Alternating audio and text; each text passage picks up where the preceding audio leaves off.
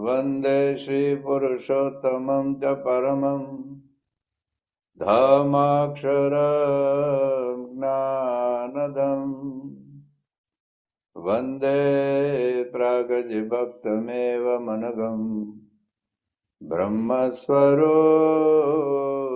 મુદા વંદે યજ્ઞપુરુષદાસચરણં શ્રીયોગિરાજં તથા વંદે શ્રીપ્રમુખં મહંતગુણિनं મોક્ષાય ભક્ત્યા સદા. શ્રી સ્વામિનારાયણ ભગવાનની જય. શ્રી અક્ષર પુરુષોત્તમ મહારાજની જય. શ્રી ગુણાતીતાનંદ સ્વામી મહારાજની જય. શ્રી ભગતજી મહારાજની જય. શ્રી શાસ્ત્રીજી મહારાજની જય. શ્રી યોગીજી મહારાજની જય. શ્રી પ્રમુખ સ્વામી મહારાજની જય. શ્રી મહંત સ્વામી મહારાજની જય. સુરત અક્ષરધામ મહોત્સવની જય.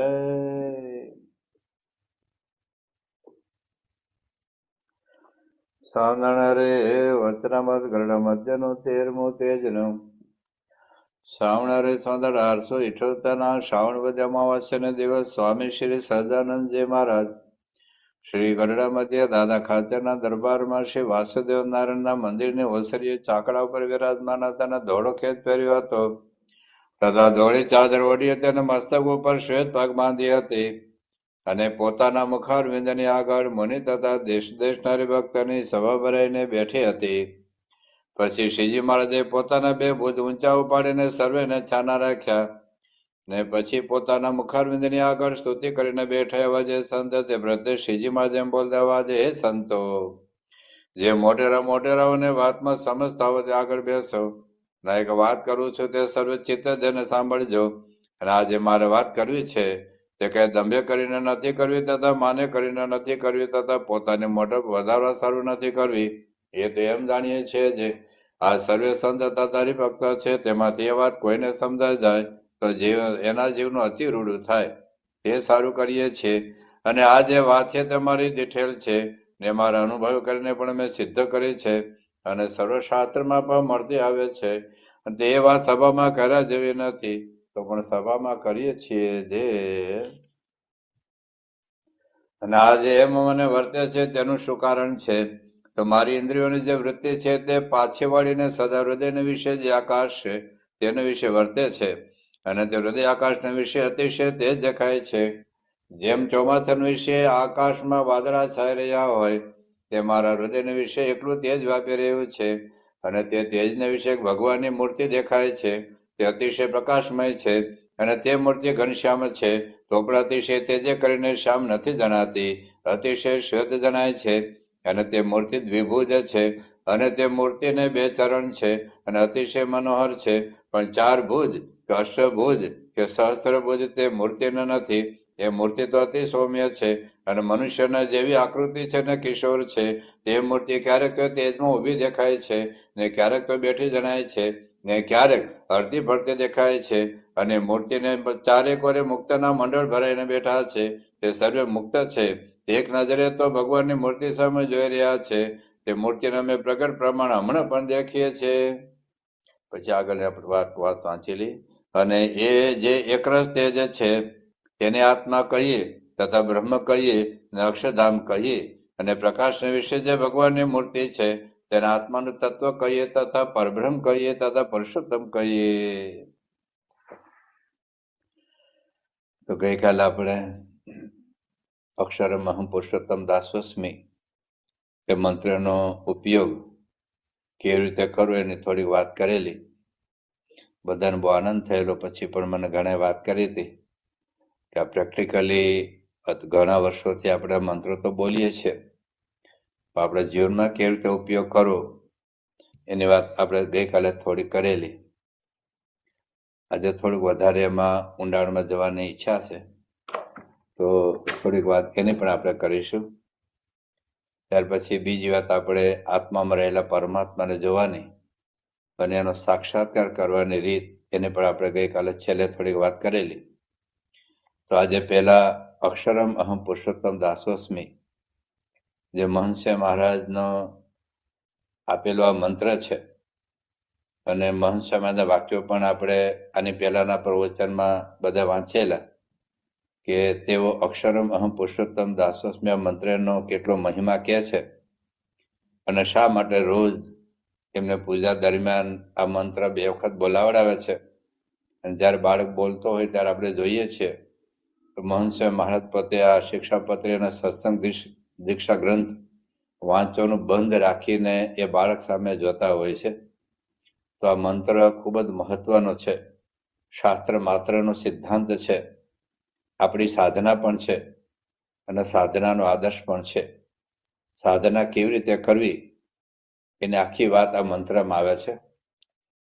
આ મંત્ર ઉપર મેં પુસ્તક લખ્યું છે, 350 પેજ તો લખાઈ ગયા છે, અને એમાં બહુ અદ્ભુત બધી વાતો આપણા વતરમતના સ્વામીની વાતો અને ગુણાતીત ગુરુના જીવન પ્રસંગના આધારે બહુ અદ્ભુત પુસ્તક આ લખાયું છે. અને હજુ અડધો જ ભાગ લખાયો છે, અક્ષરમ અહમ અને પુરુષોત્તમ દાસોસ્મી, એ બધું થોડુંક લખવાનું બધું બાકી છે. પરંતુ એમાંથી થોડીક વાતો આપણે ગઈકાલે થોડીક કરેલી, કે આપણી પાસે આ પારસમણી છે, પારસમણીને ગોખલામાં મૂકી રાખીએ તો આપણે ગરીબ અને રાખ જ રહેવાના, તેલ પડીનો ધંધો કરે રાખવાના.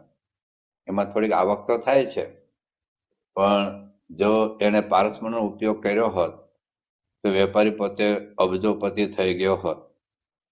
એમ આપણે વેપારમાં એટલા બધા બીજી છીએ. હા, ઘણી વખત આપણી સાંસારિક જવાબદારી હોય, ઘણી વખત કૌટુંબિક જવાબદારી હોય, અને કેટલીક વખત સત્સંગની પણ જવાબદારી હોય. કુટુંબની, પરિવારની જવાબદારી, પછી વ્યવસાય લક્ષી જવાબદારી, એટલે ધંધાકીય જવાબદારી, અને ક્યારેક સત્સંગની પ્રવૃત્તિ સંબંધી પણ આપણી જવાબદારી હોય. એમાં આપણે એટલા બધા અટવાયેલા રહીએ છીએ કે જેને કારણે આ પારસમણીનો ઉપયોગ આપણે કરતા નથી. એટલે વર્ષો સુધી સત્સંગમાં રહેવા છતાં જે સુખ ભગવાન અને સંતનું સુખ આપણા ગુરુને આવતું હતું, એ સુખ આપણને નથી આવતું. જે ગુણાતીતાનંદ સ્વામીને મહારાજનું સુખ આવતું, ભગતજી મહારાજને ગુણાતીતાનંદ સ્વામીનું સુખ આવતું, શાસ્ત્રી મહારાજને ભગતજી મહારાજનું અને મહારાજનું સુખ આવતું, યોગી બાપાને શાસ્ત્રી મહારાજ અને મહારાજનું સુખ આવતું, પ્રમુખ મહારાજને યોગી બાપાને મહારાજનું સુખ આવતું, મહંત મહારાજને પણ યોગી બાપા, પ્રમુખ મહારાજ અને શ્રીજી મહારાજનું જે સુખ આવતું, એના એ શ્રીજી મહારાજ અને એને એ જ ગુણાતીત પરંપરા આજે આપણને પણ મળી છે. આ બધા ગુરુઓ જે ભગવાનનું ભજન કરતા હતા એ જ ભગવાનનું ભજન આપણે પણ કરીએ છીએ. આ બધા ગુરુઓ જે અક્ષર પુરુષોત્તમના સિદ્ધાંતને માનતા હતા એ સિદ્ધાંતને આપણે પણ માનીએ છીએ. આ બધા ગુરુઓ જેમ નિયમ ધર્મ પાળીએ છીએ, પાળતા એમ આપણે પણ નિયમ ધર્મ આપણી શક્તિ શ્રદ્ધા પ્રમાણે પાળીએ છીએ. આ ગુણાતીત ગુરુઓ જે રીતે સેવા કરતા હતા એવી રીતે આપણે પણ આપણી શક્તિ અને શ્રદ્ધા પ્રમાણે સેવા ભક્તિ પ્રવૃત્તિ કરીએ છીએ. પરંતુ એમને જેવું સુખ આવતું હતું એવું સુખ આપણને કેમ નથી આવતું? યોગી બાબા કહેતા કે 40 વર્ષથી એક ધારું સુખ આયેલું આવે છે.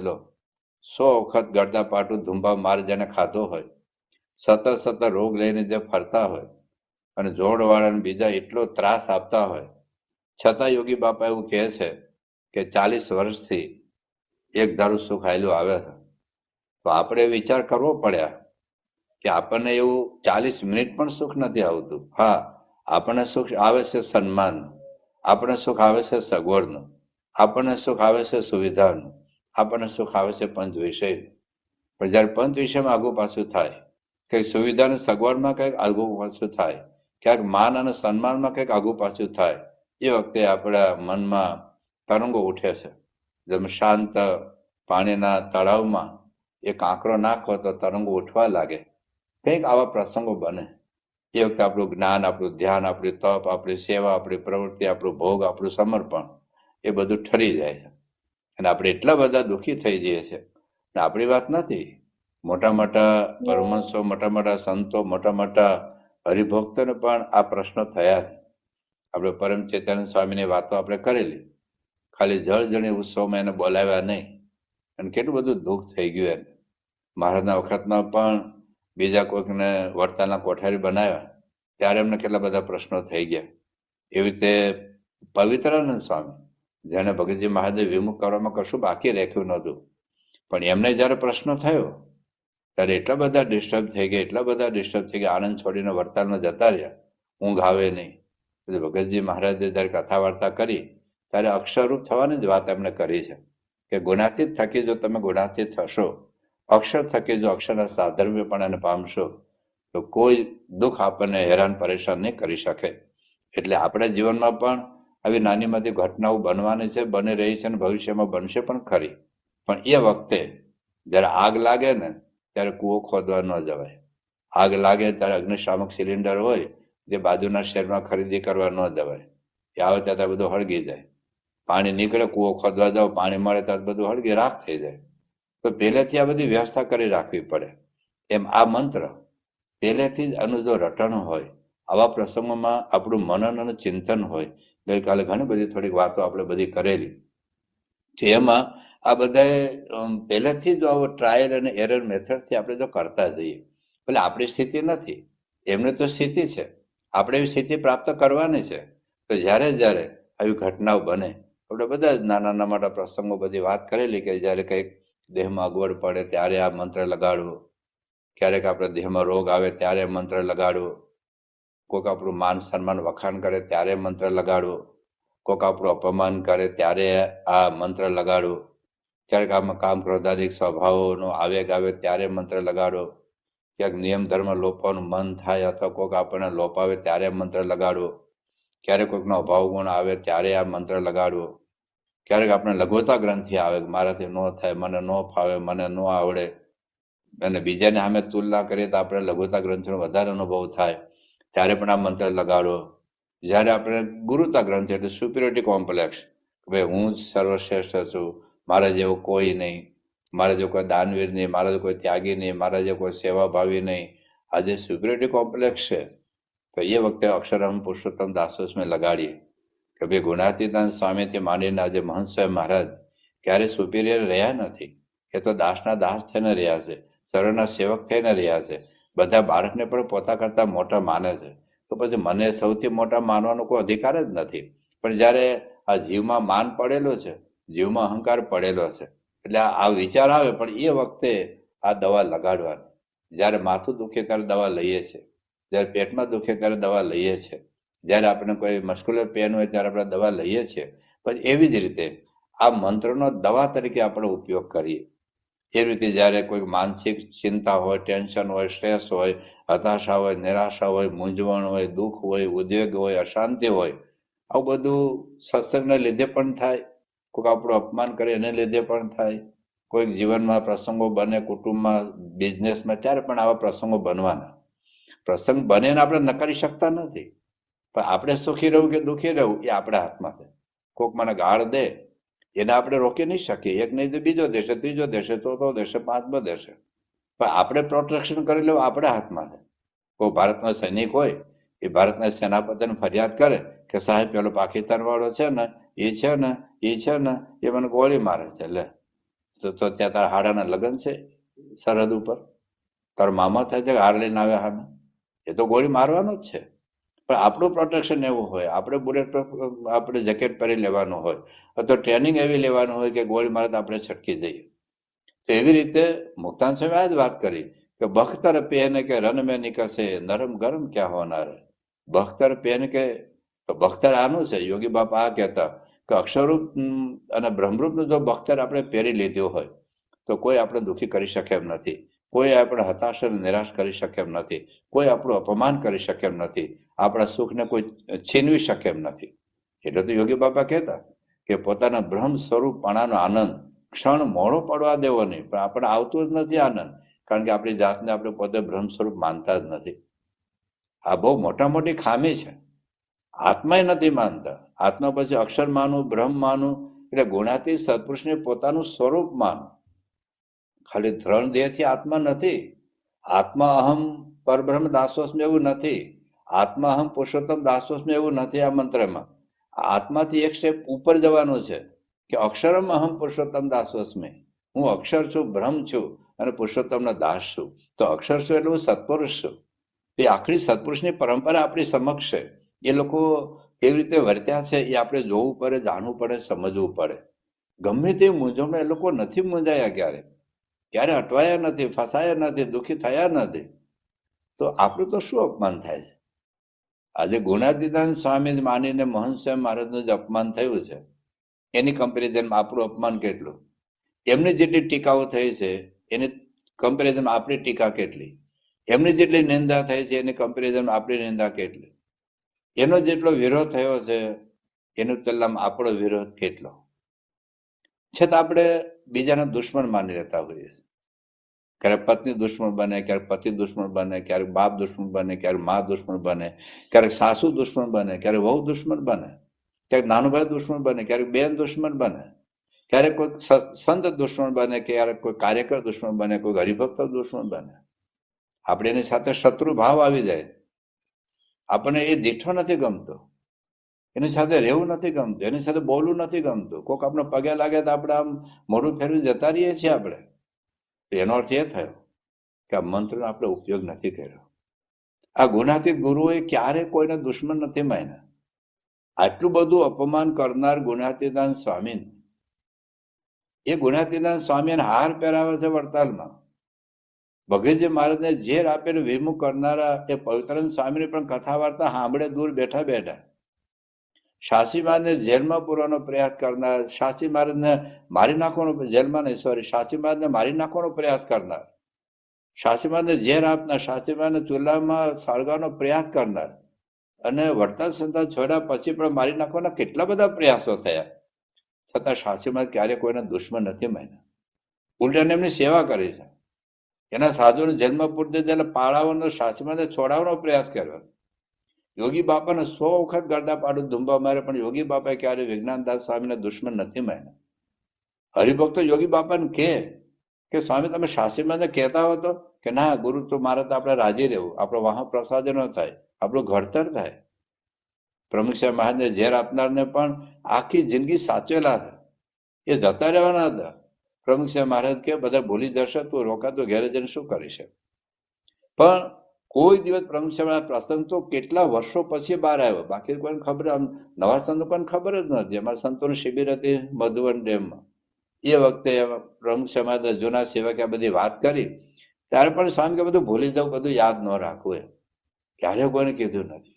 મહંત સ્વામી મહારાજને વર્ષો સુધી જે મૂંગા મોઢે સહન કર્યું છે, અને એને જે સહન કરવું પડ્યું છે, પણ છતાં મહંત સ્વામી ક્યારે એનો લેશ માત્ર અંસાર નથી આવવા દીધો. અત્યારે એના સંતો ભક્તો સાથે એટલા પ્રેમથી વર્તે છે. તો એનો અર્થ એ થયો કે કોઈનો દુશ્મન નથી માનતા, કોઈક એના વિરોધી છે એવું નથી માનતા, કોઈક એને હેરાન કરે છે એવું માયના જ નથી. તો એ આપણે છે ટૂંકમાં. અક્ષરમહમ પુરુષોત્તમ દાસોસ્મી એ આપણે છીએ, એ આપણે માનવું પડે.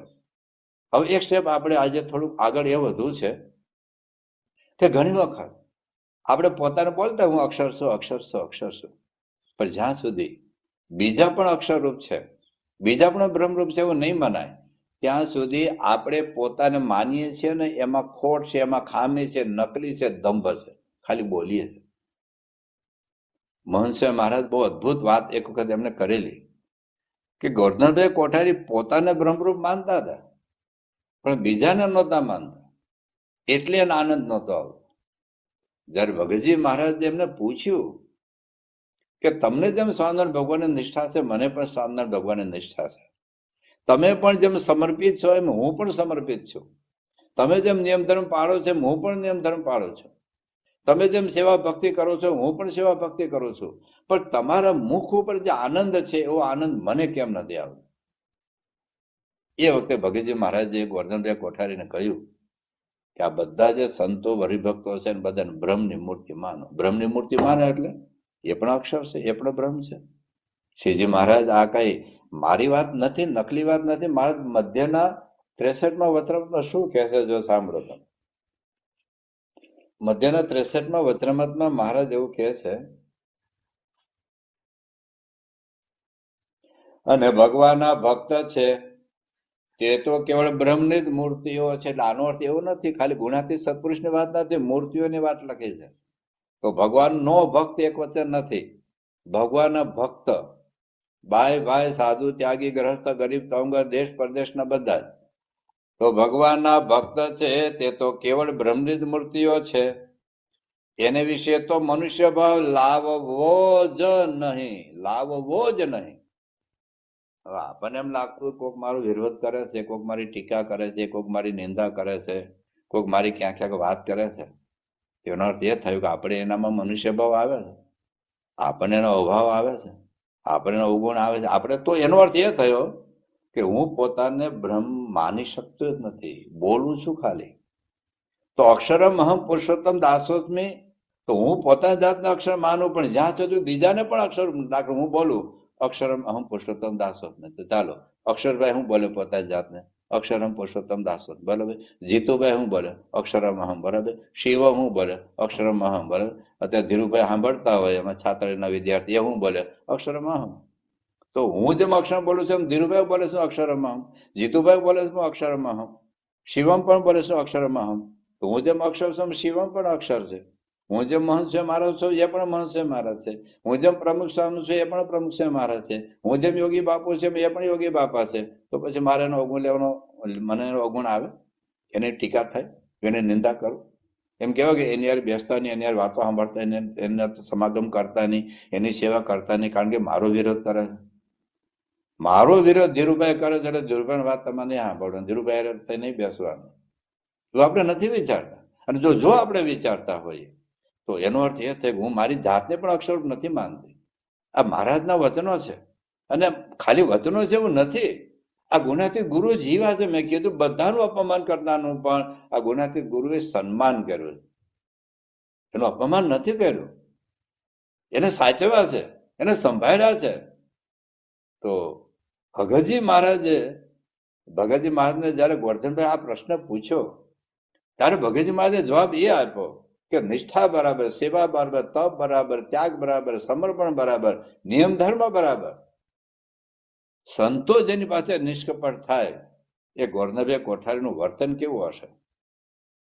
4 આચાર્યો જેની નીચે પસાર થઈ ગયા, રઘુવીરજી મહારાજ, ભગવત પ્રસાદજી મહારાજ, વિહારીલાલજી મહારાજ, લક્ષ્મી પ્રસાદજી મહારાજ, અને એ કાળો ડાઘ એના જીવનમાં નથી પડવા દીધો. સમર્પિત હતા, ટોટલ વફાદાર હતા સંસ્થાને. પણ છતાં ભગતજી મહારાજ એવું કહ્યું કે આનંદ તો જ આવશે કે આ બધા બ્રહ્મની મૂર્તિ માન. તો ગોરધનભાઈ કોઠારે એવું કીધું કે આ સંતો મારી પાસે નિષ્કપટ થાય છે, મેં આ પ્રકારની ભૂલો કરી છે, નાની મોટી, મારી પાસે નિષ્કપટ. આજે દાખલા તરીકે તમને કોઈક આવીને કહી જાય કે હું દારૂ પીવું છું, તો પછી એમના પ્રત્યે દેવભાવ રહે આપણને? એ પોતે જ કહે છે હું દારૂ પીવું છું, પોતે જ કહે છે હું સિગારેટ પીવું છું, પોતે જેમ કહે છે કે હું ઈંડા આમલેટ ક્યારેક ક્યારેક ખાઉં છું, પોતે જેમ કહે છે હું સિગારેટ પી લઉં છું ખાનગીમાં. તો એના પ્રત્યે આપણે બ્રહ્મની મૂર્તિ માની શકીએ આપણે? તો ગોરધનભાઈ કોઠારી કહે ભગતજી મહારાજ હું કેવી રીતે માની શકું આ બધા બ્રહ્મની મૂર્તિ છે? ભગતજી મહારાજ કે તમે આનંદ જોઈતો હોય તો માનો, તમારે જો સુખ જોઈતું હોય ભગવાન, ના જોઈતું હોય તો કઈ કમ્પલસરી નથી. મહારાજે લખ્યું હતું બ્રહ્મની મૂર્તિ માનો, મનુષ્ય ભાવ ના લાવો. તો જો શ્રીજીમાં ઇષ્ટદેવ આપણે માનતા હોઈએ, ગુણાતીતાન સ્વામીને જો આપણે અક્ષરબ્રહ્મ માનતા હોઈએ, તો ભગવાન અને અક્ષરબ્રહ્મ બ્રહ્મ પરબ્રહ્મની વાત તો જુદી જ વાત. પણ મનુષ્ય માત્ર કહે છે કે સાચા બોલા તો માનો, જેનું આપણે ભજન કરીએ છીએ, જેના ધામમાં જવાનું છે, જેની કૃપાથી આપણે અક્ષર બ્રહ્મરૂપ થવાના છે, આપણી માયા ટાળવાના છે, એ શ્રીજી મહારાજ ચાલો સાચા બોલા ખરા.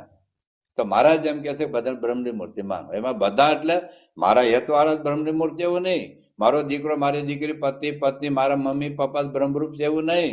મારી ટીકા કરનાર પણ બ્રહ્મરૂપ છે, મારી નિંદા કરનાર પણ બ્રહ્મરૂપ છે, મારો વિરોધ કરનાર પણ બ્રહ્મરૂપ છે, મને હેરાન કરનાર પણ બ્રહ્મરૂપ છે, મને પરેશાન કરનાર પણ બ્રહ્મરૂપ છે, મને ઝેર આપનાર પણ બ્રહ્મરૂપ છે, મારું ભયંકર અપમાન કરનાર પણ બ્રહ્મરૂપ છે. હકીકતનો બ્રહ્મ છે જ, એને ખબર નથી હું બ્રહ્મરૂપ છું, એટલે આપણું અપમાન કરે. એને ખબર નથી કે હું અક્ષર છું, બ્રહ્મ છું. એના અજ્ઞાન છે, પણ એના અજ્ઞાન આપણે અજ્ઞાન થોડું રહેવાનું હોય. તો ભગતજી મહારાજ એ કહ્યું બધાને બ્રહ્મની મૂર્તિ. તો મહંત મહારાજ અહીંયા એ વાત કરતા હતા પ્રસંગ કહીને કે ગોરધનભાઈ પોતાના આત્મા છે, અક્ષર છે માનતા હશે, પણ બધાને નહોતા માનતા. નિષ્કપટ તો ભગતજી મહારાજ પાસે આવતા હતા, પણ છતાં બધાને બ્રહ્મની મૂર્તિ માનતા હતા. માના ભગતે ભગતજી મહારાજને કહ્યું કે આ બાબુલા અરે તમે જીવ બંધાશો તમારે જન્મ લેવો પડશે.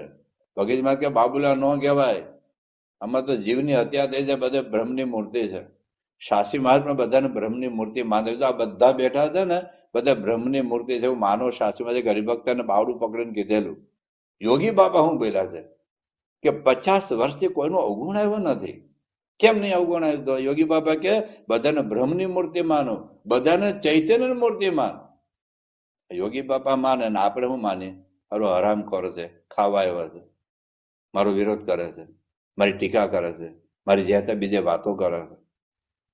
આપણને બધાની એ દ્રષ્ટિથી જોઈએ. જેનો અર્થ એ થયો હું ગમે એટલી સેવા કરું, હું ગમે એટલી કથા કરું, ગમે એટલું પ્રવચન કરું, હું ગમે એટલા કરોડ ડોલર કે કરોડ રૂપિયાનું દાન કરું, હું રોજને 10 કલાક BFA સંસ્થા પાછળ ખર્ચું, પણ જ્યાં સુધી મને બીજાનો અવગુણ આવે છે. મનુષ્ય સમાજે વાક્ય બહુ જોરદાર બોલે છે કે ભગવાન સંતની અપાર લંબાવે છે, અપાર કૃપા થઈ હોય, પણ જો સંત ભક્તોનો અવગુણ લે તો ધામમાં જઈ શકતો નથી. તો સેવા શાના માટે કરીએ? ભક્તિ શાના માટે કરીએ? મંદિર પૂજા શાના માટે કરીએ છીએ? દંડવત, સેવા, સમર્પણ, ધર્મા તો શાના માટે આપીએ છીએ? અક્ષરધામમાં જવા માટે ને. પણ તો બારણા બંધ થઈ ગયા ભાઈ. જે બારણેથી બંધ છૂટીએ તે બંધન કરીએ બારણું, જેને આધારે છૂટીએ તેને ન કરીએ મારણું. મનુષ્ય માણસ કહે છે કે સંતો હરિભક્તોને બાયપાસ કરીને અક્ષરધામમાં જઈ શકે એવું છે નહીં. સંતો હરિભક્તોને બાયપાસ કરીને તમને માનતા હો તો હું માનું કે બસ મને મનુષ્ય મારે બીજા કોઈ હારે લેવા દેવા નહીં. કોઈ હારે લેવા દેવા નહીં તો મહારાજને આપણી હારે લેવા દેવા નહીં રે ભાઈ. આપણને જો કોઈની હારે લેવા દેવા ન હોય તો આપણા સત્સંગમાં, આપણા ઘરમાં, આપણા કેન્દ્રમાં કે BFA સંસ્થામાં મને એક પણ વ્યક્તિ હારે નહીં ફાવે તો મહારાજને મારી હારે નહીં ફાવે. કેટલી મોટી સજા ભોગવીએ છીએ આપણે.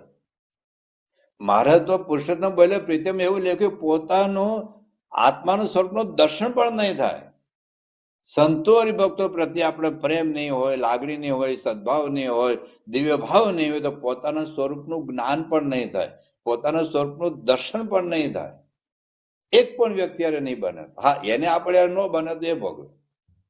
કોકને મારી હારે ન ભાવે તો એનો પ્રશ્ન, પણ મને કોઈની હારે ન ભાવે તો મને પ્રશ્ન.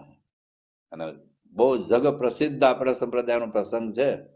આપણે 1000 વખત તમે સાંભળ્યો હશે, 1000 વખત મેં સાંભળ્યો હશે, મેં કેટલી વાર પ્રસંગ કર્યો, પણ આપણે અંતરદ્રષ્ટિ અહીં કરવાની છે. ફઈબાનો પ્રસંગ કોને નથી ખબર? કેટલી સેવા, ચાલો ફઈબાઈ જેટલી સેવા કરી એટલે આપણી સેવા છે. 32 વખત મહારાજ એમને ઘરે જમવા ગયા હોય, આપણે ઘરે યોગી બાપા, પ્રમુખ સાહેબ મહારાજ કે મહંત સાહેબ મહારાજ 32 વાર જમવા આવ્યા છે. કદાચ આવ્યા હોય તો બધા સંતો સાથે આવ્યા છે.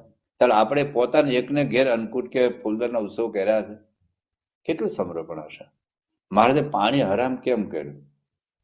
એનો નિયમ ધર્મ નહોતા લેતા, ડુંગળી લસણ નહોતા ખાતા, કોઈ સેવા સમર્પણની ના નહોતી. મહારાજે દીકરો સાધો કરવા માંગ્યો તો આપી દીધો હોત, મહારાજે જમીન માગી હોય તો આપી દીધી હોત, મહારાજે મંદિર કરવું તો સોના ચાંદી બધું મરણ મૂડી ફઈબાઈ આપી દીધું હોત. પણ મહારાજને જમીન નહોતી જોતી, મહારાજને ઘરાણા નહોતા જોતા, મહારાજને પૈસા નહોતા જોતા, મહારાજને દીકરો સાધો કરવા નહોતો જોતો. મહારાજને ખાલી સાસુ વચ્ચેના સંબંધો સુધારવા જોતા હતા. ફઈબાને દીકરાને વહુ વારે ન ફાય તો મહારાજને ફઈબારે ન ફાય. શ્રીજી મહારાજથી માંડીને આજે મહંત સાહેબ મહારાજ સુધી એ ગામનું પાણી નથી પીધું. તેનો અર્થ એ થયો કે આપણા સત્સંગ કેન્દ્રમાં અથવા આપણા ઘરમાં, હા, મોટા ભાઈને આપણે યાર ન ફાવે તેનો પ્રશ્ન, પત્નીને આપણે યાર ન ફાવે તેનો પ્રશ્ન, સાસુને આપણે યાર ન ફાવે તેનો પ્રશ્ન, વહુને આપણે યાર ન ફાવે તેનો પ્રશ્ન, કોઈ સંતને મારે યાર ન ફાવે તેનો પ્રશ્ન, કોઈ કાર્યકર્તાને મારે યાર ન ફાવે તેનો પ્રશ્ન, કોઈ હરિભક્તને મારે યાર ન ફાવે તેનો પ્રશ્ન, પણ મને કોઈને યાર ન ફાવે તો મને વધારે પ્રશ્ન. આ સમજવું પડે. એટલે અક્ષરમ અહમ પુરુષોત્તમ દાસોસ્મી આ મંત્ર આપણે લગાડવો પડશે. શાના માટે? કોઈને યાર સંબંધ ન બગડે એના માટે. સંબંધ ક્યારે નહીં બગડે? જો હું પોતાની જાતનો અક્ષર માનતો હોઉં તો સામે આવડો પણ અક્ષર. અક્ષરમ અહમ પુરુષોત્તમ દાસોસ્મી હું બોલું છું તો શિવમે બોલે છે, અક્ષરભાઈ બોલે છે, ધીરુભાઈ બોલે છે, જીતુભાઈ બોલે છે, અમારા દાસે બોલે છે, જે કોઈ મને સાંભળતા એ બધા બોલે છે. BFS ના લાખો હરિભક્તો ભાઈ નાના મોટા બધા બોલે છે, તો બધા જ અક્ષર છે. તો પછી મારે અપમાન કોનું થાય? કોણ મારો દુશ્મન છે? કોણ મારી ટીકા કરતા હોય કે એ ભલે કરતો હોય, કારણ એને એ અક્ષર છે એવું માનતા નથી. હું બીજાના અવગુણની વાત કેમ કરું છું? કારણ હું મારી પોતાની જાતનો અક્ષર માનતો જ નથી. જો ખરેખર અક્ષર માનતો હોઉં તો ગુણાતીતાનંદ સ્વામીથી મારીને મહંત સ્વામી કોઈનો અવગુણ આવ્યો જ નથી. કોઈના અવગુણની વાતો કરતા જ નથી. ચાલ, આપણે આટલા બધા સ્વભાવ દોષો વાસના આપણા છે, આપણે જાણીએ છીએ ને, પણ છતાં મન છે બધા પગે કેમ લાગે? એ બોલે છે બધા અક્ષર છે, મુક્ત છે, હું એનો દાસ છું, મુક્ત છું, એનો દાસ છું, અક્ષર મુક્ત છું, એનો દાસ છું. ક્યાં સુધી? મેં કદાચ ગઈકાલે વાત કરી હતી, પેલા જોધપુરના કારીગરો હવે તો વ્યસનો પણ હશે કદાચ, પણ એને મંદિરને પથ્થરનું કામ કર્યું તો મહંતો સન્માન કર્યું નહીં. પછી તો સંતોષ સાથેની ગોષ્ઠી છે કે આ બધા મુક્ત છે, બધા મુક્ત ભલે અત્યારે થવાના છે, મુક્ત જ છે બધા. અને એને મહંત મારે લખતા હોય કે તમને દંડવત કરું તો ઓછા, તો ક્યાં મહંત મારા છે? ક્યાં આપણી ભૂમિકા? એટલે બીજાને પણ અક્ષર માનવા, બીજાને બ્રહ્મરૂપ માનો. જો ફઈબા કદાચ પોતાના અક્ષર મુક્ત માનતા હશે, પણ દીકરાને વહુ ને એને જો અક્ષર મુક્ત માનતા હોત. એક વખત લંડન ની અંદર મહંત મહારાજને પારિવારિક આખી સભા હતી, અને એમાં કુટુંબના પ્રશ્નો બધા રજૂ થયા. પતિ પત્નીના, સાસુ એના, બાપ દીકરાના જે પ્રશ્નો થતા સ્કીટ દ્વારા બધા રજૂ થયા. પછી મહંત સ્વામીને પૂછ્યું કે આવા પ્રશ્નો ન થાય માટે શું કરું? તો મહંત કે બધાને અક્ષર મુક્ત માનો. ઘરમાં બધા અક્ષર મુક્ત. તો અક્ષરમ અહમ એટલે આપણે અક્ષરબ્રહ્મ તત્વ ન થઈ જતા, અક્ષર જેવા થઈએ છીએ એટલે અક્ષર મુક્ત થઈએ જ આપણે. પણ છતાં અક્ષરબ્રહ્મની ભાવના આપણે વિશે કરીએ તો અક્ષર જેવા થઈએ. તો આ સાધના તો કરવી જ પડશે. બાકી આપણી સેવા, આપણું સમર્પણ, આપણી નિષ્ઠા, આપણો ભોગ 1 સેકન્ડમાં શૂન્ય થઈ જશે.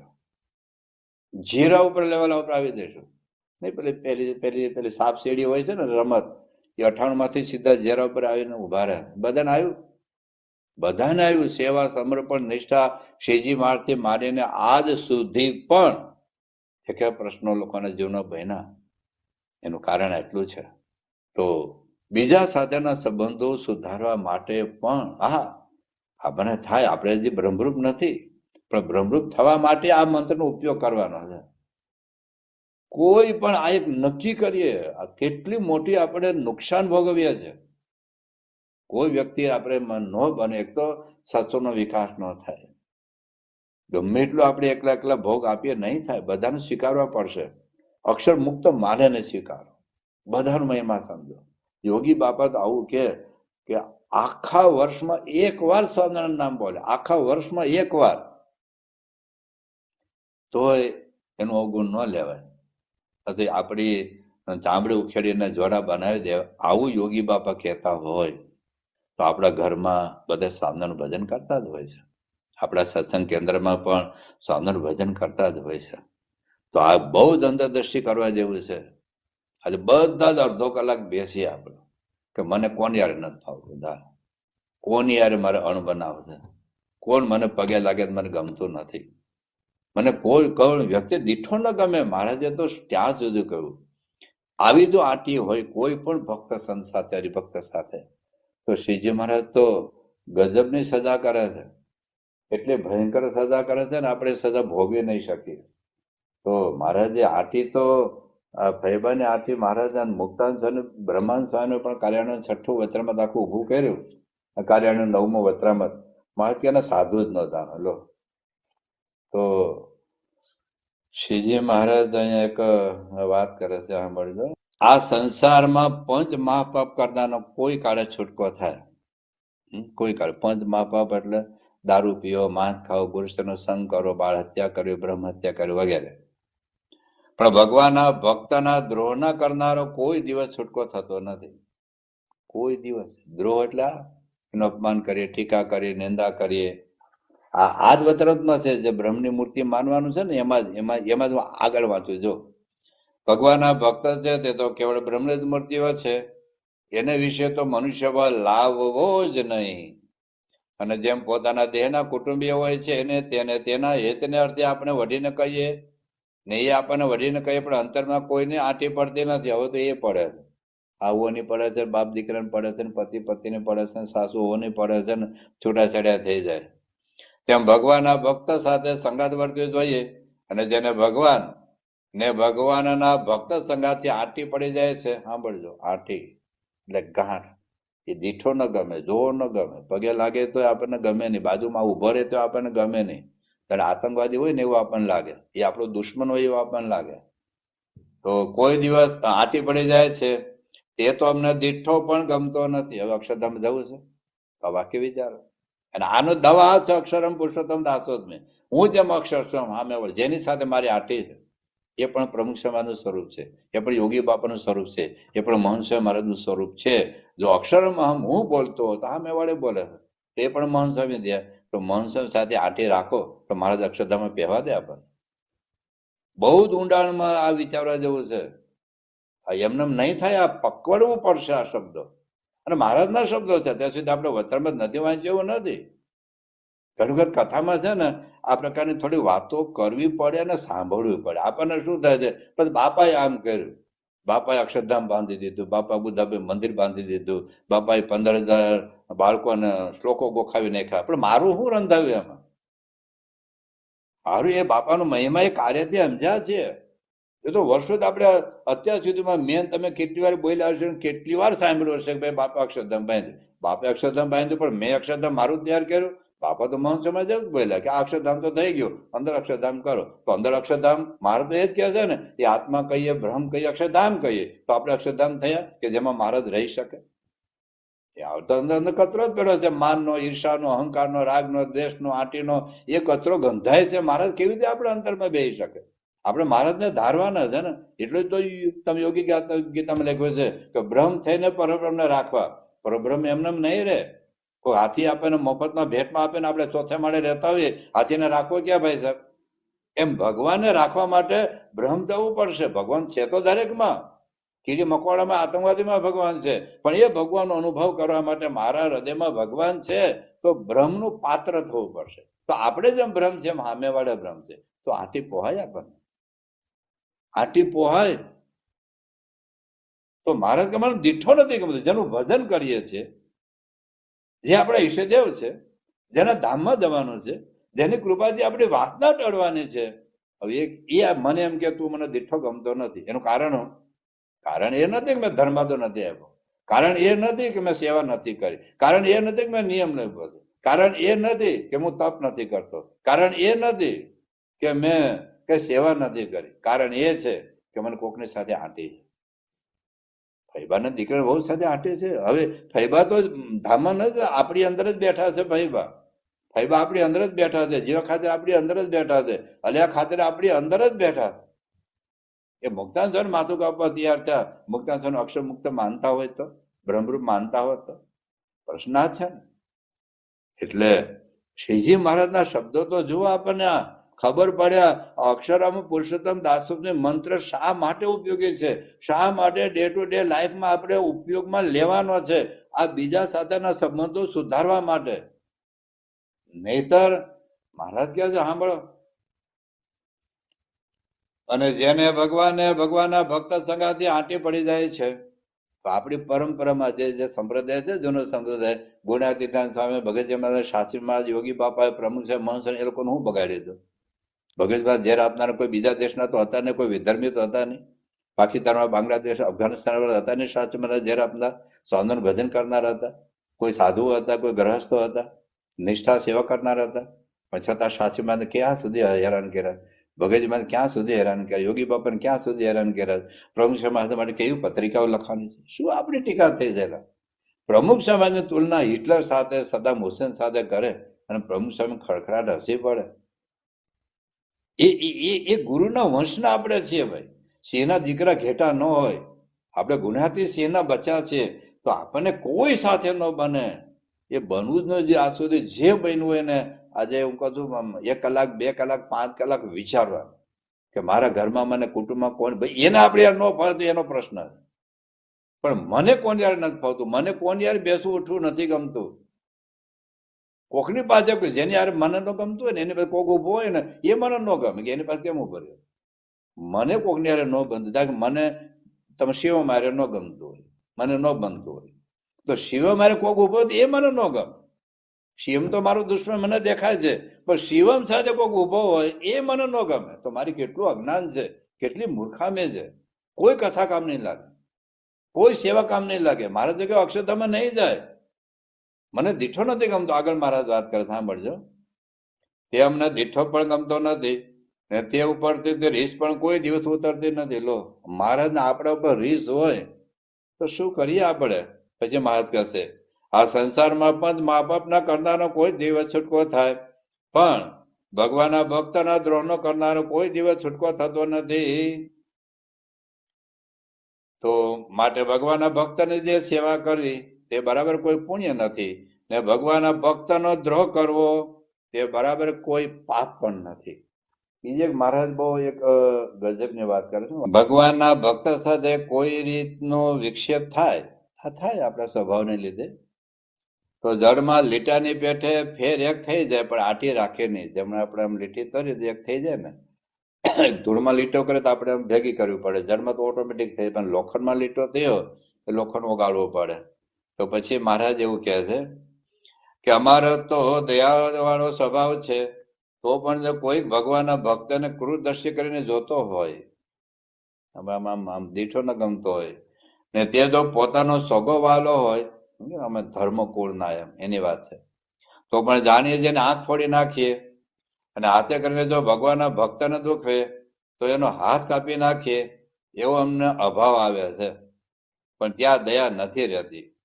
એવો જેને ભગવાન અને ભગવાનના ભક્તનો પક્ષ હોય, પેલું વાક્ય મારે શોધવું તો પડશે તાજે.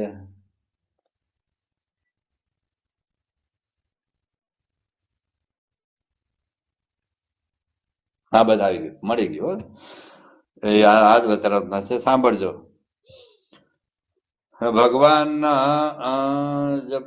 પછી આવે છે, એવો જે ચાંડાળ જેવો જીવ, અને જેને ભગવાનના ભક્તનું વચન, સાંભળજો, જેને ભગવાનના ભક્તનું વચન બારની પેઠે હૈયામાં વસમાં લાગે, અને તેને વૈર ભાવે આટી પડી જાય. કોક મારું બોલે, કોઈક ટીકા કરે, કોક માં નિંદા કરે, બોલવાના છે. સીતાજીને છોડ્યા, રામને છોડ્યા, કૃષ્ણ ભગવાનને છોડ્યા, ભગવાન સ્વામિનારાયણને છોડ્યા, યોગી બાપા પ્રભુક્ષાને છોડ્યા, મને કોણ છોડવાનો છે? ભલે વાતો કરે. તો બારની પેઠે હૈયામાં વસમાં લાગે, અને તેને વૈર ભાવે આટી પડી જાય. આમાં શું છે? સત્સંગમાં મંત્રા જેવા હોય છે, એ યાદ રાખવાનું. મંત્રા પણ હોય ને શકુની પણ હોય. આપણા સલાહકાર કોણ છે ને એને આધારે આપણી જિંદગી બને. જો કૈકેયીના સલાહકાર મંત્રા હતા. કૈકેયીને રામ પ્રત્યે કેટલો બધો પ્રેમ હતો. પહેલી વાર જયારે મંત્રાએ સમાચાર આપ્યા કે તને કઈ ખબર છે કે શું, કે આવતીકાલે રામને રાજ્યાભિષેક છે, તો કૈકેયી તો બહુ રાજી થઈ ગયા. પોતાનો હાર લઈ અને મંત્રાને આપવા લાગે. તો મંત્રી કે મૂર્ખી ન થા, આ તારા દીકરાનો રાજ્યાભિષેક નથી, આ રામને રાજ્યાભિષેક છે.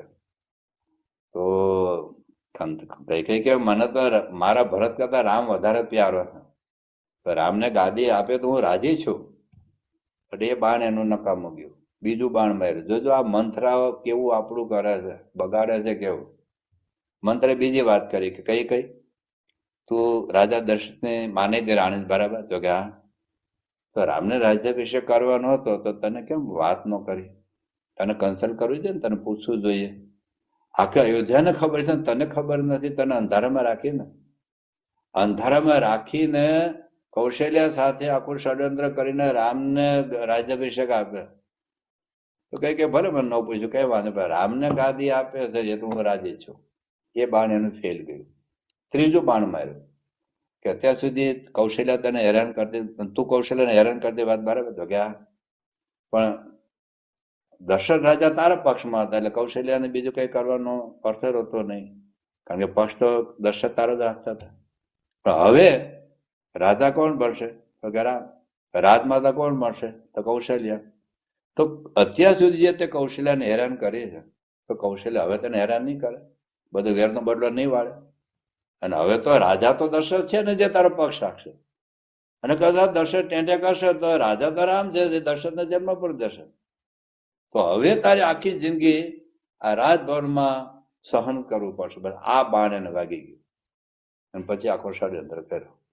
તો આ પ્રકારની ભાષા આપણા સત્સંગમાં આપણે કહેનારા હોય છે, સાસુને કહેનારા હોય છે. આજુબાજુમાં મંત્રાઓ બેઠી જ હોય છે કે સાસુને ચડે તારી વહુ આમ કહેતી હતી, વહુને ચડાવ તારી હાવ આમ કહેતી, કાર્યકર્તાને ચડે પેલા આમ કહેતા, આને ચડે પેલા આમ કહેતા. આ બધા મંત્ર, એટલું એક વાક્ય યાદ રાખો, મંત્ર થવું ને મંત્ર વાત સાંભળવી નહીં. મારા વિરુદ્ધ ગમે તે કોઈ બોલે કે તમારા માટે આવું બે કે બોલે જ નહીં, તું ખોટો છે, મારે કોઈની વાત સાંભળવી જ નથી. કોઈ મારા વિરુદ્ધ વાત કરે જ નહીં. આમાં શું કોક આવીને કહે છે તમારા માટે પેલા ભણા આવું કહેતા હતા, તમારા માટે ભણા આવું કહેતા હતા, અને એમાં 10, 15, 20 વાક્યો ઉમેરીને બોલે લોકો. કોઈ બી સાચું બોલે નહીં.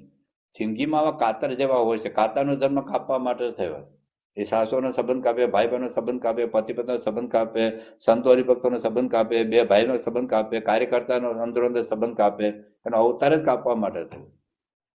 તો છતાં આપણે તેનો અક્ષર મુક્ત માનો, આપણે ધારવાનું નહીં, એના વચન નહીં માનો, એ વચન નહીં માનો.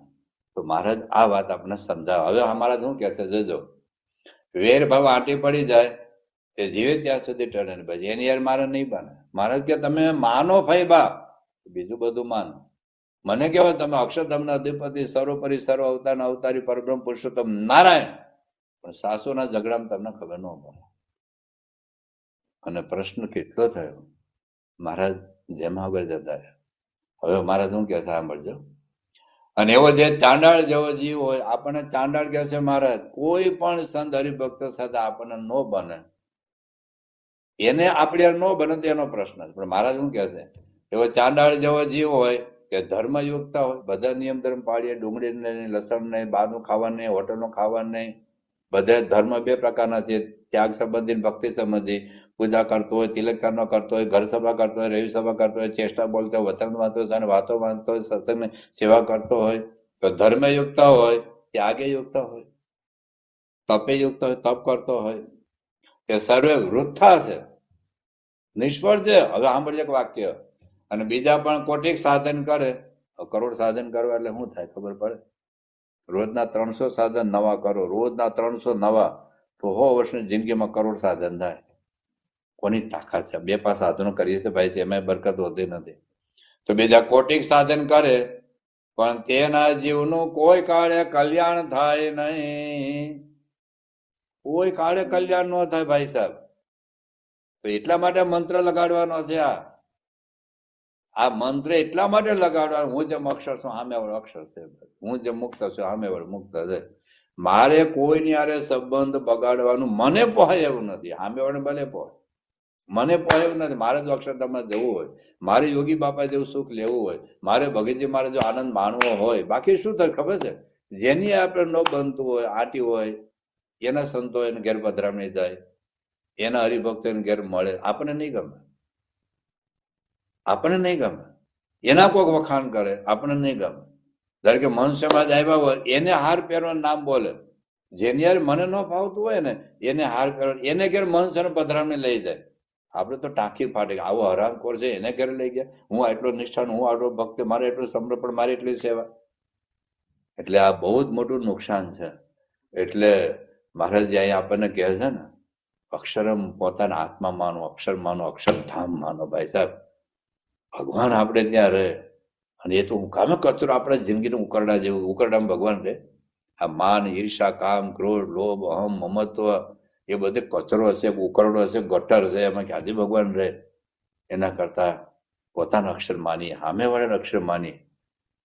આ બધાને આમ આપણે જોઈએ છે, આપણી સામે દ્રષ્ટાંતો છે. આ બધા આવા લોકોના અક્ષર મુક્તો માનતા હોય. એ કોઈ સારંગપુરમાં મનુષ્ય મહારાજ હતા, સંતો બધા વધારે હતા, શિબિર જેવું હતું. એટલે બધા 200-250 બધા વાણંદ આવેલા સંતોનું મુંડન કરવા માટે. એટલે રાતે મુંડન કરવાના હતા. એટલે સ્વામી આરામમાં જાય પહેલા બધાને બેસાડેલા. એટલે સંતોને કે સ્વામી આ બધા જે વાણંદ ભાઈઓ છે ને, બધા સંતોને મુંડન કરવા માટે આવ્યા હતા. તો સ્વામી બધાને પગે લાગ્યા. સ્વામી કે હું વાણંદ જોતો જ નથી, બધાને મુક્ત જોઉં છું. સત્સંગ તો 2 પાદાના જ હતા, કોઈ બધા સત્સંગ નતો. પણ આ સંતોની સેવાના યોગમાં આવ્યા, મંદિરના યોગમાં આવ્યા. તો આ વાત છે કે આપણે બીજાને પણ અક્ષર મુક્ત માનીએ. જો બીજાના સંબંધો આપણે સુધારવા હોય, સારું. અને સુધારવા આપણા હિત માટે છે, આપણા કલ્યાણ માટે છે, આપણા મોક્ષ માટે છે. અને વિશેષ તો જો સત્સંગ વધારવો હોય, તો અત્યારે મહંશ્યામાં કેટલી સંપની વાત કરે, કેટલી સંપની વાત કરશે, કુસુમ પોહાય હવે પણ. તો આટલી જો યોગી બાપાને પ્રમુખ મહાની જો રુચિ આપણે સમજતા હોઈએ તો બીજો આ છે અક્ષરમ અહમ એટલે બધાએ માફી માગી છે. એક માફી માગવાનું શુરવીરતા સ્વીકારીએ આપણે. આજ સુધી કોઈની સાથે અણબનાવ બન્યો પહેલા તો ભગવાન પાસે માફી માગી લઈએ. આ પ્રવચન સાંભળ્યા પછી આ ખાલી કથા વાર્તાનો મેટર નથી, આ જીવન જીવવાની વાતો તમે ઉજાગરો કરીને બેઠા છો. હું તો મારી જાતને પણ સમજાવીએ છીએ આપણે, કારણ મારો કાન સૌથી નજીક મને છે. આ તમને ઉપદેશ આપવા માટે કથા નથી, મને અંતર્દૃષ્ટિ થાય છે આમાં પણ.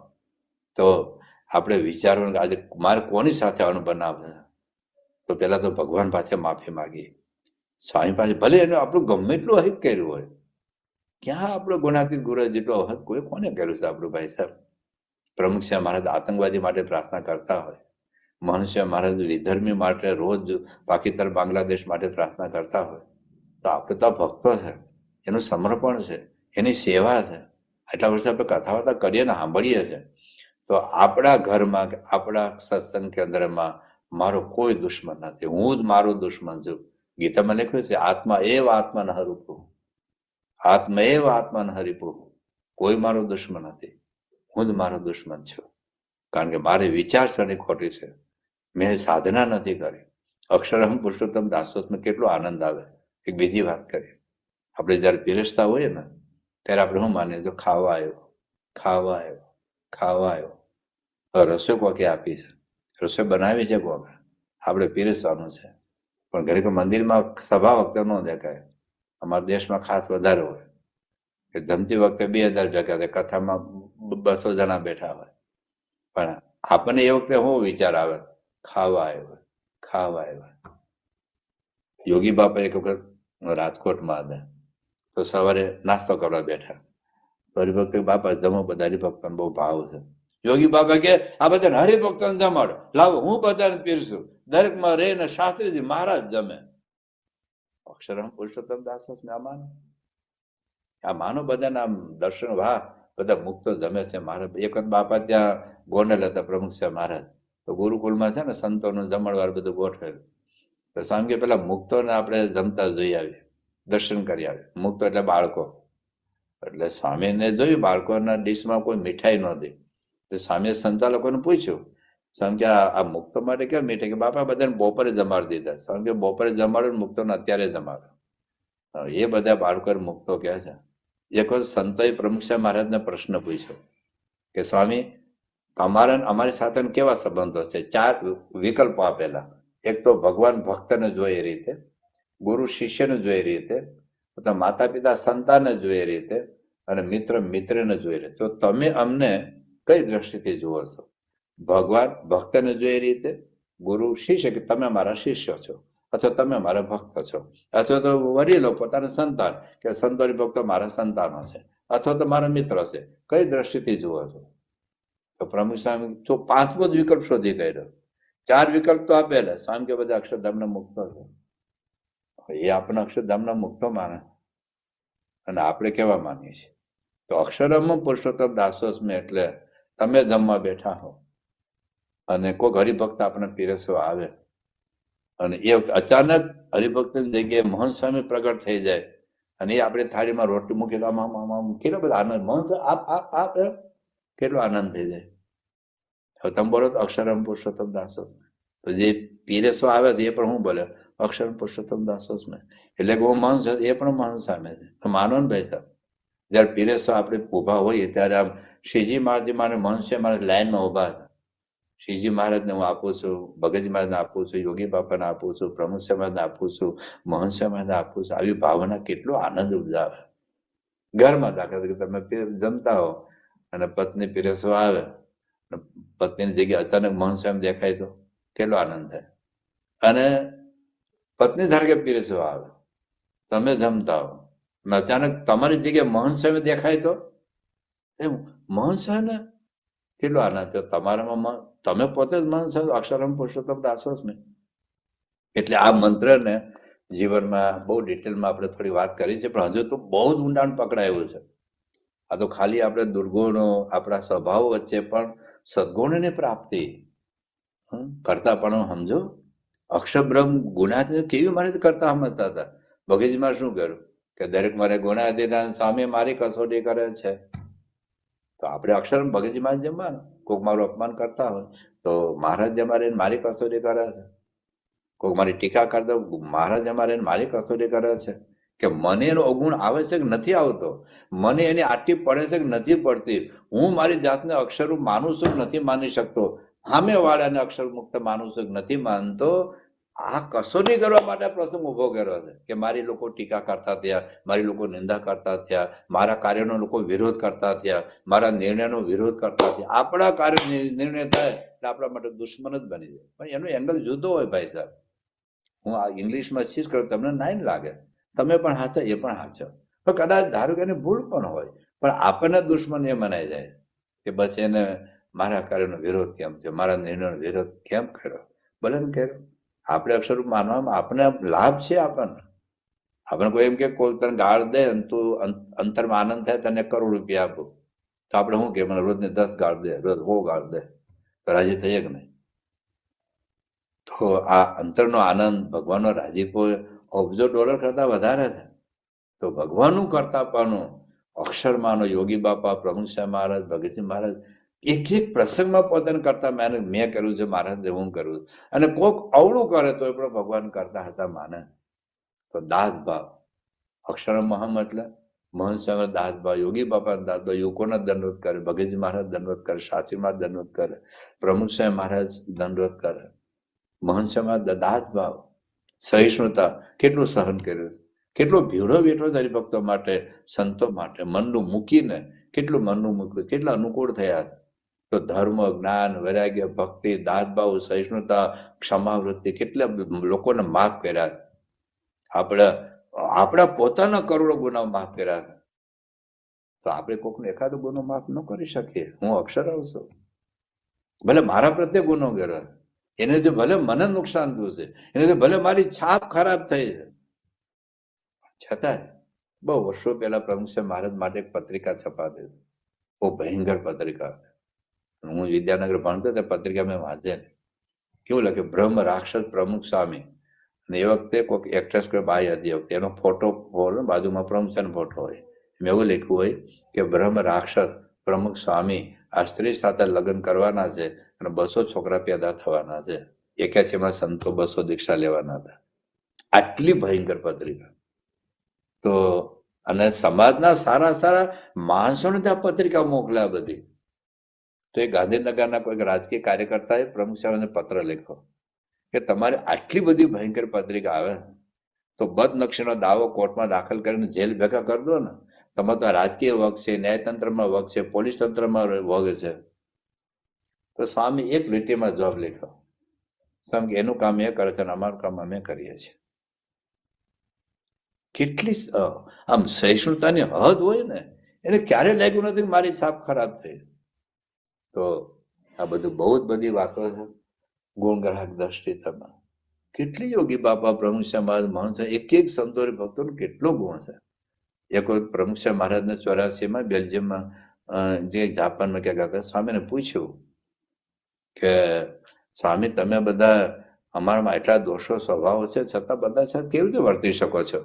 સ્વામી કે 99 અવગુણ હોય પણ આપણે એ ગુણ સામે જોવાનું. 99 ભલે અવગુણ હોય, એ ગુણ સામે જોવાનું. તો અક્ષરમાં હમ પુરુષોત્તમ દાસોમાં, કોઈ સંતોમાં, કોઈ હરિભક્તોમાં, કોઈ કાર્ય ભલે 99 અવગુણ હોય, એ ગુણ તો છે ને આપણામાં, એ લઈ લેવાનો. તો સાચા અર્થમાં અક્ષર માયના કહેવાય. આપણે કારણ કે મહંત સમાજ વાત કરે છે કે હળેલી કેરી હોય, ગંધાતું બટેટું હોય, કૂતરાને વિષ્ઠા હોય અને હોનાને વીંટી હોય, બધું તો દેખાય ને આપણને. આપણે લઈએ શું? હોનાને વીંટી જ લઈએ ને. એમ દરેકમાંથી આ ગુણ ગ્રાહક દ્રષ્ટિ આપણે જો કેળવીએ તો સાચા અર્થમાં આપણે અક્ષર માયના કહેવાય. તો અક્ષરમ પુરુષોત્તમ દાસોસ્મીનો મંત્ર હવે આ તો મેં તો ગાઈડલાઈન આપી છે. હવે વધારે બધા શબ્દો આપણે જોઈશું, સ્વામીની વાતો આપણે વાંચીશું, શ્રી ગુણાતીતાન સ્વામીથી માનીને મહંત સ્વામીના પ્રસંગો આપણે જોઈશું, તો આપણને ખબર પડશે કે સાચા અર્થમાં આ મંત્ર આપણને કેટલો ઉપયોગી થાય એમ. અને એ જેમ જેમ આપણે, આ તો કસરત છે. ભલે તરતા શીખીએ ને આપણે થાકી દઈએ, આપી દઈએ, પછી તો મન સમજ ખબર છે પાણીમાં થતા હોય જાય. શરૂઆતમાં સાયકલ શીખીએ ત્યારે અઘરું લાગે, આવડી ગયા પછી મજા આવે. એમ શરૂઆતમાં આપણને આ બધો સંઘર્ષ કરવો પડશે, પણ જો પ્રયત્ન કરશું ને એક વખત એ આવડી જશે ને, એ કામે લાગી જશે સિદ્ધાંત. અને સિદ્ધાંત જયારે સિદ્ધ થઈ જાય, પોતાના અક્ષરરૂપ મનાય, બ્રહ્મરૂપ મનાય, તો પછી આઠે પોર આનંદ. ગમે એટલા અપમાનમાં, તિરસ્કારમાં, ઉપેક્ષામાં, દેહના રોગમાં, ગમે તેવો હોય, તો પછી આપણને આટલું બધું સુખ, ભગવાનનું કેટલું સુખ છે, એક નિમિષ માત્રના દર્શનનું સુખ અનંત કોટી બ્રહ્માંડના સુખ કરતા કરોડ ગણું વધારે છે. એ વાત મારે સારંગપુરના પેલા વચનામૃતમાં વાત કરીએ છે. તો એ સુખ આપણે ગુમાવીએ છીએ જો આપણે અક્ષર નથી માનતા તો, બીજાને અક્ષર નથી માનતા તો. યોગી બાબા શું કહેતા, કેસર કેરી જેવું સુખ આવે જો કોઈનો અભાવ ના આવે તો, કોઈનો અવગુણ ના આવે તો અવગુણ આવવામાં આપણે કેટલી ખોટ ખાઈએ. અને એ અવગુણ તો નહીં આવે જો અક્ષરમ પુરુષોત્તમ દાસોસ્મી સિદ્ધાંત આપણા માટે પણ લગાડીએ, સામેવાળા માટે પણ લગાડીએ. દરેક પણ અક્ષર મુક્ત હશે તો સાસુ પણ અક્ષર મુક્ત હશે, વહુ પણ અક્ષર મુક્ત હશે, પતિ પણ અક્ષર મુક્ત હશે, પત્ની પણ અક્ષર મુક્ત હશે, દીકરો પણ અક્ષર મુક્ત હશે, સાસુ સસરા પણ અક્ષર મુક્ત હશે, અને એની સાથે સંતો પણ અક્ષર મુક્ત હશે. જે કોઈ નાના મોટા કાર્ય કરતા પણ એની ભૂલ હોય, બાપા નથી ભૂલ છે, આપણે જોવાનો શું અધિકાર છે ભાઈ સાહેબ?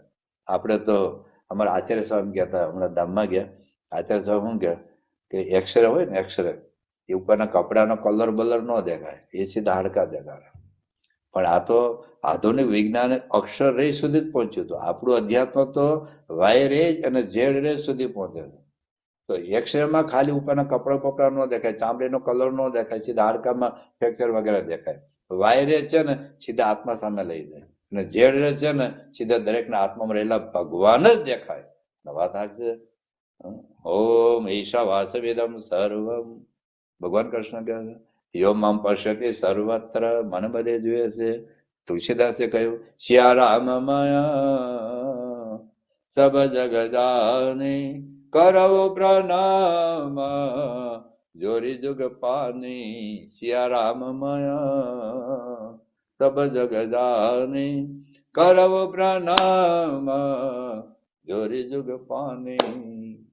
તો આ મંત્રની સિદ્ધિ માટે આપણે 2 દિવસ થોડી વધારે વાત કરીએ છીએ, પણ હવે આપણે એક્સરસાઇઝ શું કરવાની છે કે આવા પ્રસંગોનું થોડું સંકલન કરીએ. બસ મેં કીધું દેહની અગવડના પ્રસંગો, અપમાનના પ્રસંગો, સન્માનના પ્રશ્નો, ભોગ તરસના પ્રશ્નો, કોઈક આપણે ટીકા કરતી એવા પ્રશ્ન, કોઈક આપણી નિંદા કરતી એવા પ્રશ્ન, કોઈક અપમાન કરતી એવા પ્રસંગોમાં એમાં ગુણાતીત ગુરુ કેવી રીતે વર્ત્યા છે અને આપણે કેવી રીતે વર્ત્યા. દાસ ભાવ હોય, જે આપણા ગુણો છે, જે આપણે સત્સંગમાં આત્મસાત કરવાના છે, કારણ કે સંપની ભાવના હોય, ક્ષમા ભાવના હોય, સહિષ્ણુતા હોય, બાપા બાળક ખમવું, પછી અનુકૂળ થવું, મનનું મૂકવું, ખમવું, ભેળો બેઠો, એમાં ગુણાતીત ગુરુ કેવી રીતે વર્ત્યા.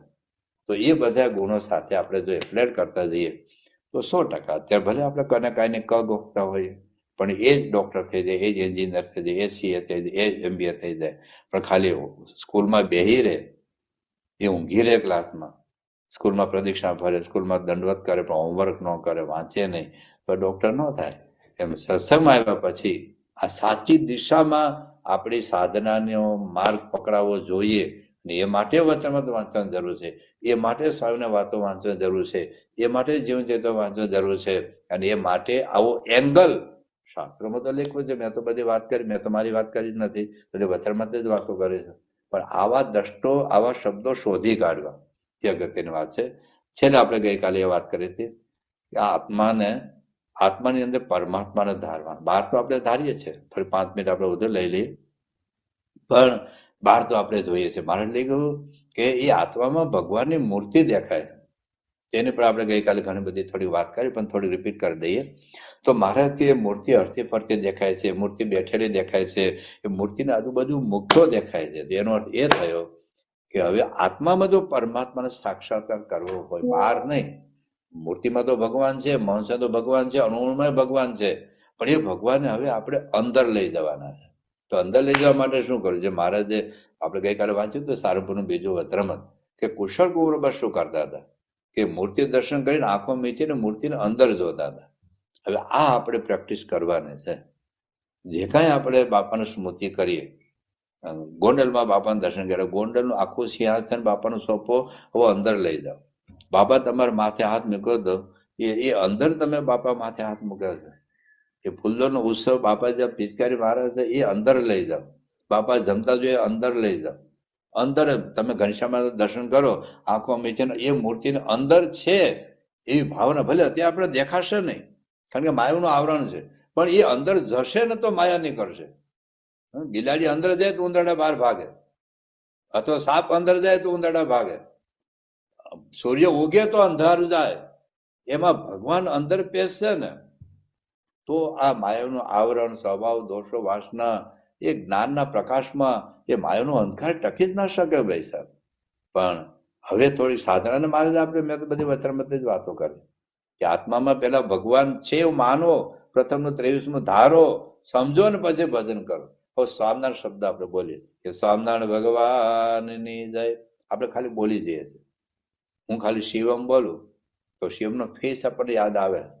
હું વિરાટ કોહલી બોલું તો એનું નામ, ફેસ આપણને યાદ આવે. નરેન્દ્રભાઈ મોદી બોલું તો ફેસ આપણને યાદ આવે. હું ડોક્ટર સ્વામી બોલું તો ફેસ આપણને યાદ આવે. હું પૂજ્ય ત્યાગોલ સ્વામી બોલું તો ફેસ આપણને યાદ આવે. બસ એવી જ રીતે સ્વામિનારાયણ ભગવાનને જય આપણે તો બોલી કાઢી. તો એ વખતે સ્મૃતિ કરી, પેલા તો બહાર સ્મૃતિ કરીએ, પણ એ સ્વામિનારાયણ ભગવાન ઘનશ્યામની મૂર્તિની અંદર પણ જુઓ કે સ્વામિનારાયણ ભગવાનની જય, ગુણાતીતાન સ્વામી મહારાજની જય. તો ગુણાતીતાન સ્વામી કોઈ પણ મંદિર એક મૂર્તિ અથવા એમનો ફોટો એ અંદર જોઈએ. ભગતજી મહારાજની જય, ખાલી એમ બોલી નહીં જવાનું. હવે ભગતજી મહારાજ, આ પ્રેક્ટિસ આ કરવાની છે કે ભગતજી મહારાજને જય બોલો તો કોઈ પણ ભગતજી મહારાજ ફોટો હોય, મૂર્તિ હોય, તો એ જય એ અંદર હવે ભગતજી મહારાજ બેઠા છે. શાસ્ત્રીજી મહારાજની જય, તો શાસ્ત્રી મહારાજ ખાલી બોલી નહીં જવાનું, આ મન ને પરો. મહારાજે એ જ વાત લખી પ્રથમનો 22મું વચરામૃત, ભજન ગાઓ, કીર્તન ગાઓ, ધૂન કરો, પણ સ્મૃતિ નહીં કરો મૂર્તિની તો શાંતિ નહીં થાય. સ્વામિનારાયણ ધૂન આપણે બોલીએ છીએ પણ એ સારું જ છે. પિક્ચરના ગાયનો ગાવ એના કરતા ભજન બોલો સારું છે. પિક્ચરના ગાયનો સાંભળીએ એના કરતા ભજન સાંભળ્યું સારું જ છે. પણ હવે એની આમ આપણે મનને પોરવાનું છે, આની આપણે સાધના કરવાની.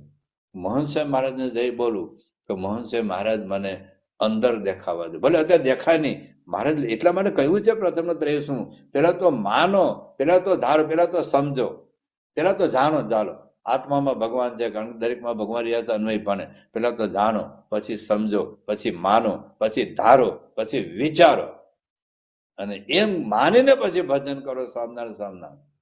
તો ધીરે ધીરે માયાનું આવરણ તૂટશે અને ભગવાનનો સાક્ષાત્કાર આપણને થશે. તો શ્રીજી મહારાજ ભગવાનની મૂર્તિ દેખાય છે હરતી ફરતી. મનુષ્ય વોકિંગ કરતા જોયા છે, પ્રમુખ વોકિંગ કરતા જોયા છે. બસ આત્મા તો એક વખત બાપાને પ્રશ્ન પૂછ્યો, કેમ કે આત્મા તો અણુ જેવા છે, તો ભગવાનની મૂર્તિ કેમ નહીં દેખાય, એમાં કેમ નહીં હમાય? સ્વામી કે મોબાઈલનો સ્ક્રીન કેટલો એટલો, એમાં આખું જે ક્રિકેટનું ગ્રાઉન્ડ હમાઈ જાય છે કે નહીં? મોબાઈલનું સ્ક્રીન નાનું હોય, ક્રિકેટનું ગ્રાઉન્ડ કેટલું મોટું હોય, છતાં હમાય છે કે નહીં? તો ભગવાન તો અણુમાં પણ હમાઈ જાય એમ છે. મનુષ્યમાં મૂર્તિ ભલે 5.5 ફૂટ 6 ફૂટની હોય, આત્મા ભલે અણુ જેટલો હોય, પણ એ તો આધ્યાત્મની કરામત છે ભાઈ. ત્યાં બુદ્ધિ નહીં લગાડવાની, તર્ક નહીં લગાડવાનું, ત્યાં માનવાનું, સમજવાનું, વિચારવાનું. તો જ્યારે જ્યારે આ બધી આપણી આવી સાધના કરતા જઈએ તો ધીરે ધીરે ખરેખર મહારાજની જે ઈચ્છા કે આપણે પણ એવી સ્થિતિ થાય. મારે કે મૂર્તિ અર્થે દેખાય છે, ફરતે દેખાય છે, બેઠેલી દેખાય છે. તો મહારાજને સંગે બેઠેલા આપણે જોયા છે, વોકિંગ કરતા જોયા છે, ગાડીમાં બેઠેલા જોયા છે. બોલે નીલકંઠ વર્ણીની મૂર્તિની પ્રતિષ્ઠા કરવા માટે ક્રેન ઉપર બેઠેલા દેખાય છે. આખી ક્રેન અંદર લઈ જાઓ, નીલકંઠ વર્ણીની અંદર લઈ જાઓ, મહંત મહારાજને જુઓ. આપણે ત્યાં રોબિન્સફિલ્ડમાં મહારાજની જે રીતે પ્રતિષ્ઠા કરી, જે રીતે અર્ચા કરી હતી, એ બધું જુઓ. હવે એ બધું અંદર જોવાનું. અંદર જ મહારાજની મૂર્તિને લઈ જાઓ, અંદર જ મહારાજ મહંત મહારાજ આમ ચાંદલા કરે છે, જુઓ. ટૂંકમાં જે સ્મૃતિ આપણે બહાર કરીએ છીએ ધીરે ધીરે આપણે અંદર કરવાની છે.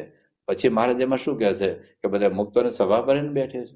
તો મહંત મહારાજ પૂજા કરતા હોય, આજુબાજુ બાળકો બધા બેઠેલા હોય, હરિભક્તો પણ બેઠેલા હોય, સંતો પણ બેઠેલા હોય. એ બધા મહંત મહારાજ સામે જોઈ રહ્યા છે, એ અંદરમાં આપણે ધારવાનું છે. તો આમ ધારતા ધારતા પછી આત્માનો વિશે જે પરમાત્મા દેખાય એ આપણી સાધનાનું ફળ શું કે છે? પ્રથમનું 20મું તેજસ્વી આત્મામાં ભગવાન દેખાય છે. પ્રથમનું 23મું, તેજસ્વી આત્મામાં ભગવાન દેખાય છે. મધ્ય પાછળ, સારંગપુર 12, અને મધ્ય આત્મામાં ત્યાં સુધી કહ્યું કે જ્યાં સુધી પોતાનું સ્વરૂપ એવું છે બ્રહ્મ, એમાં ભગવાન પુરુષોત્તમ નારાયણ ન દેખાય ત્યાં સુધી અધૂરું છે. આ પ્રાપ્તિનું પૂર્ણ કામ પણ છે, પણ સ્થિતિનું અધૂરપ છે. એ સ્થિતિ કરવા માટેના સાધના છે. તો આ ટોપિક આપણે ખૂબ લાંબા સમયથી લઈ રહ્યા છે. હવે આપણે એક નવો ટોપિક આવતા વખતે શરૂ થશે. એ ટોપિક એ છે કે ભગવાન સાકાર છે. કારણ કે મૂર્તિ દેખાય છે, તેજ નથી દેખાતું. ખાલી તેજ નહીં, મૂર્તિ જોવાની છે. મૂર્તિ એટલે સાધના જે કઈ કરવાની હતી આપણે સમજી લીધી. હવે એ સાકારપણાનું પ્રતિપાદન મહારાજે વતનમતમાં શા માટે વધારે કરવું છે, અને આપણે સાકાર શા માટે માનવાનું છે. નિરાકાર માને તો શું, આપણે કોઈ વાંધો નથી, આપણે તો માનીએ છીએ, પણ છતાં જયારે ટોપિક છે ત્યારે આપણે થોડું વ્યવસ્થિત સમજીશું. કારણ કે મોટા ભાગનો 90-98-99% લોકો નિરાકારવાદી છે દુનિયામાં. એટલે એની સામે કોઈક આપણને પ્રશ્ન પૂછે તો આપણે શું જવાબ આપી શકીએ, અથવા આપણી જે સમજણમાં કોઈ જાતનો વિક્ષેપ ન થાય એટલા માટે મહારાજે સાકારપણાનું છે. કારણ કે મૂર્તિ દેખાય છે તો મૂર્તિ એ સાકાર છે, કરચરણાદિક યુક્ત છે, મનુષ્ય આકાર છે, કિશોર મૂર્તિ છે. તો અક્ષરધામમાં ભગવાનનું સ્વરૂપ કેવું છે, અને સાકાર શા માટે છે, કેવી રીતે છે, શા માટે આપણે મહારાજના સાકાર સમજવાના છે, તેનું અદભુત નિરૂપણ આપણે આવતા શુક્રવારે કહીશું. એટલે તમારા ગુરુવાર કરીશું. ત્યાં સુધી સૌને જય સ્વામી નારાયણ. ગુણાતીતમ ગુરુમ પ્રાપ્ય બ્રહ્મરૂપમ નિજાત્મનઃ વિભાવ્ય દાસ ભાવેન સ્વામિનારાયણમ ભજે. શ્રીહરિમ સાક્ષરમ સર્વદેવેશ્વરમ ભક્તિ ધર્માત્મજમ દિવ્ય રૂપમ પરમ શાંતિદમ મુક્તિદમ કામદમ કારણમ સ્વામિનારાયણમ નીલકંઠમ ભજે. શ્રીહરિમ.